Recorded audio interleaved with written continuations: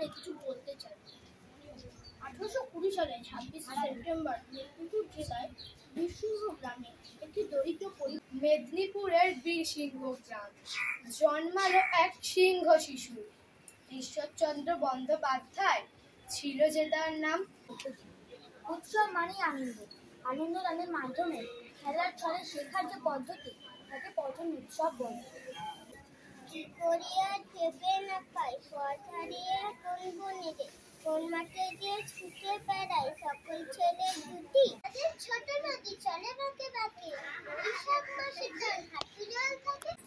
আজ আমি তোমাদের সামনে চলো গাছ লাগাই পরিবেশকে বাঁচাই বিষয়ে কিছু কথা বলবো। ছিল ডাল খালি আজ ফিরে যায় পড়ে, বল দেখি তুই মালি হয় সে কেমন করে।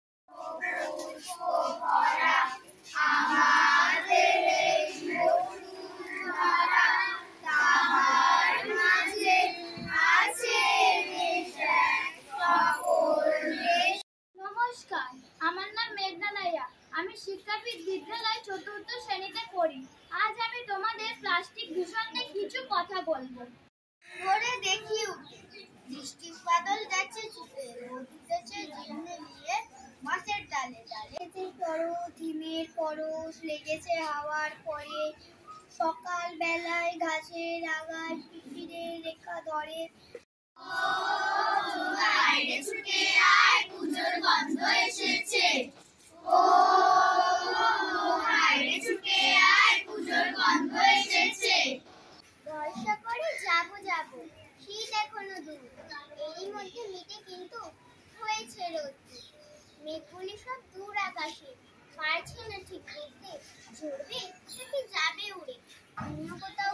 কয়েকদিন পর থেকে দুর্গাপুজোর ছুটি, আমরা খুব মজা করবো দুর্গাপুজো।